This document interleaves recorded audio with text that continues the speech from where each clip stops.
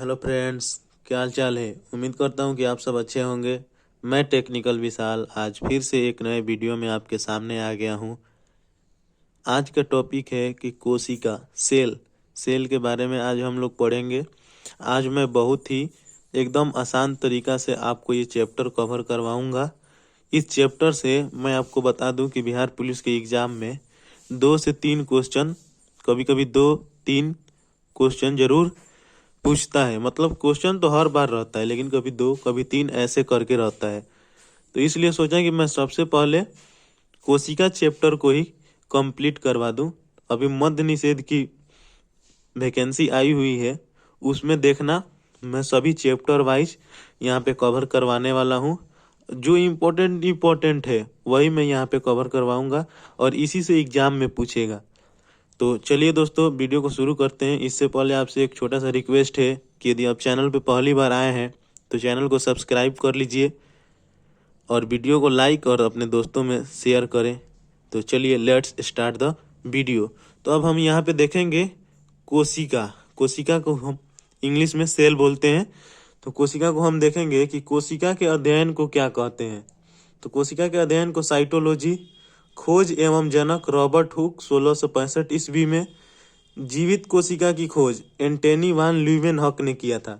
देखिए यहाँ पे कोशिका का खोज रॉबर्ट हुक ने किया था, लेकिन वो जीवित कोशिका नहीं थी। तो यहाँ पे पूछेगा कि कोशिका के अध्ययन को क्या कहते हैं, तो कोशिका के अध्ययन को साइटोलॉजी कहते हैं। कोशिका की खोज या जनक तो रॉबर्ट हुक को कहते हैं, इन्होंने 1665 ईस्वी में किया था। और ऑब्जेक्टिव में ये क्वेश्चन पूछेगा कि जीवित कोशिका की खोज किसने किया, तब आप मारिएगा एंटनी वान ल्यूवेनहॉक। कोशिका सिद्धांत को स्लाइडेन स्वान ने दिया था। दुनिया की सबसे छोटी कोशिका कौन सी है, तो माइकोप्लाज्मा। दुनिया की सबसे बड़ी कोशिका कौन सी है, तो शुतुरमुर्ग की कोशिका। यहाँ तक आप समझ गए। चलिए आगे देखते हैं। अब यहाँ पे आगे दिखा रहा है कि दुनिया की सबसे मानव में सबसे छोटा, तो मानव में सबसे छोटा कोशिका शुक्राणु। मानव में सबसे बड़ा तो अंडाणु। दुनिया में सबसे छोटी तो माइकोप्लाज्मा। दुनिया में सबसे बड़ी कोशिका तो शुतुरमुर्ग की। यहाँ तक आप समझ गए। अगर पूछ देगा कि मानव में सबसे लंबी, तो न्यूरॉन। किसी कोशिका विभाजित नहीं होती है। किसकी कोशिका विभाजित नहीं होती है, तो न्यूरॉन की कोशिकाएं हैं जो विभाजित नहीं होती है। सबसे तेज विभाजन कहाँ की कोशिकाओं का होता है, तो ये होता है यकृत। यकृत को हम लोग इंग्लिश में बोलते हैं लीवर। तो सबसे तेज विभाजन किसकी कोशिका का होता है, तो यकृत की। चलिए अब हम यहाँ से आगे बढ़ते हैं और टॉपिक वाइज एक एक करके देखते हैं। तो यहाँ पे है सबसे पहला नंबर की कोशिका झिल्ली को हम लोग इंग्लिश में बोलते हैं मेम्ब्रेन। तो कोशिका झिल्ली का क्या हो जाएगा, सेल मेम्ब्रेन। तो पादप प्लस जंतु में पाया जाता है। ये जो कोशिका झिल्ली है ये पादप और जंतु दोनों में पाया जाता है। दूसरा नंबर इसमें हम पॉइंट लिखे हैं कि यह प्रोटीन का बना होता है। ऑब्जेक्टिव में जिस तरह से मैं पूछता है मैं उसी तरह से ये टॉपिक वाइज बनाता हूँ। अब ऑब्जेक्टिव में पूछेगा कि कोशिका झिल्ली किस में पाया जाता है, तो ऑप्शन में दिया रहेगा ये दिया रहेगा, ए में, बी में ये दिया रहेगा और सी में दिया रहेगा दोनों, ए और बी दोनों। तो आपको वही मारना होगा कि पादप और जंतु दोनों में पाया जाता है। उसके बाद से ऑब्जेक्टिव में ये पूछेगा कि यह किस चीज का बना होता है कोशिका झिल्ली, तो आप मार दीजिएगा प्रोटीन। यह प्रोटीन का बना होता है। कोशिका के सभी अंग इसमें ही रहते हैं। और ऑब्जेक्टिव में पूछेगा कि कोशिका के सभी अंग किसमें सम्मिलित रहते हैं, तो इसमें ऑप्शन में रहेगा कोशिका झिल्ली। आप वहां से कोशिका झिल्ली मार दीजिएगा, ठीक है। अब हम देखेंगे यहाँ पे कोशिका भित्ति को हम लोग क्या बोलते हैं, वाल। कोशिका भित्ति यानी कि सेल वाल। तो अब हम देखेंगे कि केवल पादप में पाया जाता है। जो कोशिका भित्ति है ये केवल पादप में ही पाया जाता है। यह सेल्यूलोज का बना होता है। तो पूछेगा कोशिका भित्ति किसकी बनी होती है, तो आप सेल्यूलोज मार दीजिएगा। ये सब अधिकतर यही सब क्वेश्चन पूछता है। मैं वही क्वेश्चन लाया हूँ जो पक्का एग्जाम में फंसने वाला है। इसके बाहर कुछ नहीं पूछेगा। कोशिका चैप्टर से आज मैं जितना बताने वाला हूँ इससे बाहर एक भी क्वेश्चन नहीं पूछेगा। तो केवल पादप में पाया जाता है। यह सेल्यूलोज का बना होता है। यह कोशिका को सुरक्षा प्रदान और आकार देता है, ठीक है। इतना आप याद रखेंगे कि यह कोशिका को सुरक्षा प्रदान और आकार देता है। यहाँ तक हो गया। अब देखिए यहाँ से हम देखेंगे कि माइटोकॉन्ड्रिया। तो इसका खोज ऑल्टमैन ने किया था। यह ऑब्जेक्टिव में पूछता है कि माइटोकॉन्ड्रिया का खोज किसने किया था, तो आप लोग मार दीजिएगा माइटोकॉन्ड्रिया का खोज ऑल्टमैन ने किया था। माइटोकॉन्ड्रिया को कोशिका की ऊर्जा गृह कहते हैं। ये इस बार मध्य निषेध के एग्जाम में जो 76 पोस्ट आया था उसमें ये क्वेश्चन था कि माइटोकॉन्ड्रिया को नहीं सॉरी उसमें पूछा था कि कोशिका की ऊर्जा गृह किसे कहते हैं, तो इसमें हो जाएगा आंसर माइटोकॉन्ड्रिया। और माइटोकॉन्ड्रिया के आंतरिक दीवार को क्रिस्ट कहते हैं। माइटोकॉन्ड्रिया के आंतरिक दीवार को क्या कहते हैं, तो क्रिस्ट कहते हैं। यहाँ तक हो गया। अब हमने यहाँ पे फर्स्ट नंबर देखा कोशिका झिल्ली, 2 नंबर देखा कोशिका भित्ति, 3 नंबर देखे माइटोकॉन्ड्रिया। अब 4 नंबर देखेंगे गोल्जी बॉडी। तो इसका खोज कैमिलो गोल्जी ने किया। गोल्जी बॉडी का खोज किसने किया ऑब्जेक्टिव में पूछेगा तो आप कैमिलो गोल्जी मार दीजिएगा। यह परिवहन का कार्य करता है और इसका कार्य पूछेगा कि गोल्जी बॉडी का क्या कार्य है, तो परिवहन का कार्य है। ऑब्जेक्टिव में यह भी पूछ देगा कि परिवहन का कार्य करता है और ऑप्शन में दिया रहेगा 3-4, तो आपको गोल्जी बॉडी मार देना है, ठीक है। अब उसके बाद से 5 नंबर हम देखेंगे रसधानी। तो यह जल संग्रह का काम करता है। बस इसमें यही एक पूछेगा कि जल संग्रह, कोशिका में जल संग्रह का काम कौन करता है, तो रसधानी। कोशिका में जल संग्रह का कार्य कौन करता है, तो रसधानी। बस यहाँ तक आप लोगों ने देख लिया 5 टॉपिक और 5-6 टॉपिक है। बस अब 2 से 3 मिनट में और उसको भी कवर कर लेंगे। तो चलिए आगे बढ़ते हैं। अब यहाँ पे हम 6 नंबर देखेंगे कि तारकाय या सेंट्रोसोम।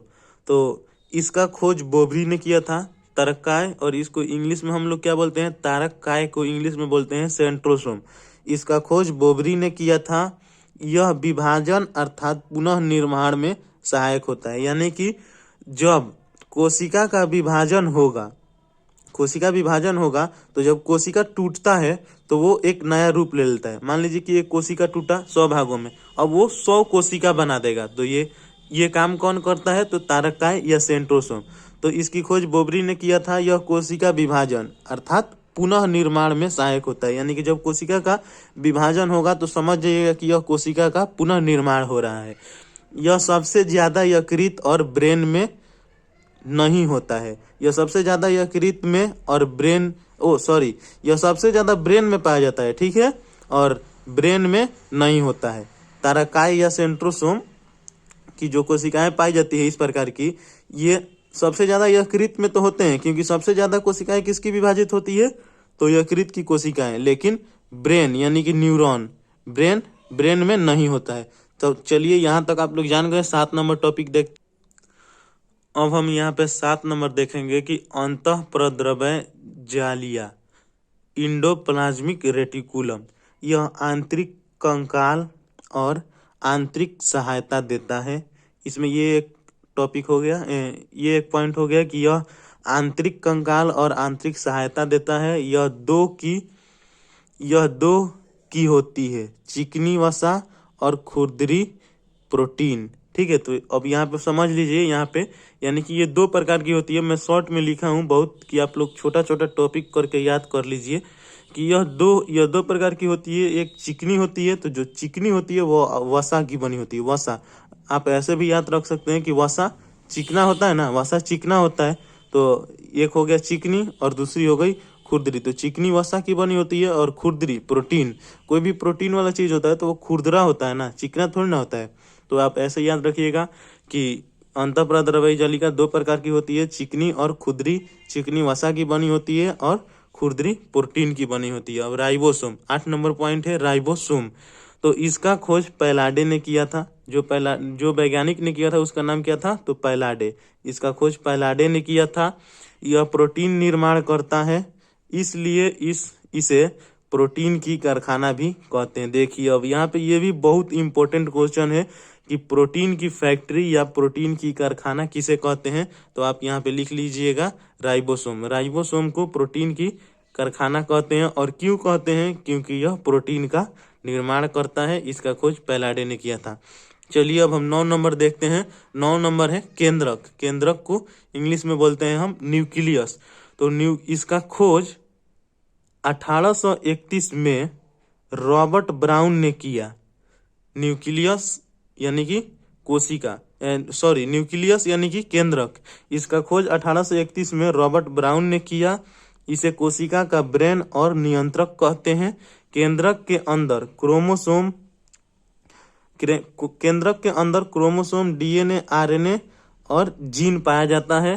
केंद्रक में प्रोटीन 80% तथा डीएनए 10% और अदर 10% होता है। यहाँ तक उम्मीद करता हूँ कि आप समझ गए होंगे। आप लोग इस बात को अपने जितना भी बता रहा हूँ अपने नोटबुक में नोट कर लीजिए या फिर याद कर लीजिए। 9 नंबर पॉइंट तक बता दिया। चलिए 10 नंबर पॉइंट देखते हैं। चलिए अब हम यहाँ पे देखेंगे 10 नंबर टॉपिक है। 10 नंबर टॉपिक क्या है कि लाइसोसोम। तो इसकी खोज डी डुबे ने किया। इसे आत्महत्या की थैली कहते हैं। ये भी बहुत इंपॉर्टेंट क्वेश्चन है कि लाइसोसोम को क्या कहते हैं, तो आत्महत्या की थैली कहते हैं। इसका खोज डी डुबे ने किया था। यह कोशिका पाचन करता है। यह यहाँ पे कोशिका होगा, या हो गया है, ठीक है, आप यहाँ पे सुधार कर लीजिएगा। यह कोशिका पाचन करता है। आरबीसी में लाइसोसोम नहीं होता है। आरबीसी में क्या होता है, तो लाइसोसोम नहीं होता है। यहाँ तक समझ गए। आगे देखते हैं 11 नंबर। तो अब यहाँ पे 11 नंबर है जीव द्रव्य प्रोटोप्लाज्म। इसका खोज पुरकिंजे ने किया था। इसका खोज किसने किया था, तो पुरकिंजे ने किया था। यह कोशिका द्रव्य और केंद्रक से बना होता है। इसमें 80% जल होता है। जीव द्रव्य को जीवन की भौतिक इकाई कहा जाता है, ठीक है। अब 12 नंबर अब हम यहाँ पे देखेंगे सिलिया और फ्लैजेला। यह केवल जंतु कोशिका में पाई जाती है। यह कोशिका को गति प्रदान करती है, ठीक है। अब यहाँ पे हम 12 नंबर देखेंगे। यह पादप कोशिका में पाया जाता है। यह पादप कोशिका की सबसे बड़ी भाग है। बस इतना ही इसमें टॉपिक था। 13 टॉपिक था। 13 टॉपिक को मैंने यहाँ पे फुली कवर कर लिया है। अब बस यहाँ पे इसका 2 प्रकार होता है, उसको भी देख लेते हैं। उसके बाद से वीडियो एंड हो जाएगा। तो चलिए उसको भी देख लेते हैं। तो देखिए दोस्तों, यहाँ पे कोशिका 2 प्रकार की होती है, प्रोकैरियोटिक कोशिका और यूकैरियोटिक कोशिका। तो प्रोकैरियोटिक कोशिका, देखिए यहाँ पे यू है ना, तो यू यानी क्या होता है, तुम। ये ट्रिक याद रखिएगा, ऐसे याद रखिएगा कि यू मतलब तुम, यानी कि आप, तुम, आप, मैं, सब लोग, ये हो जाएगा जो मतलब जो जिसे सब लोग देख सकता है। इसे हम अपने नग्न आंखों से देख सकते हैं, उसे यूकैरियोटिक कोशिका कहते हैं। यानी कि इसे कोई भी अपने नग्न आंखों से देख सकता है, उसे हम यूकैरियोटिक कोशिका कहेंगे। यू है तो यहाँ पे यू से आप याद रखिएगा। और प्रोकैरियोटिक कोशिका,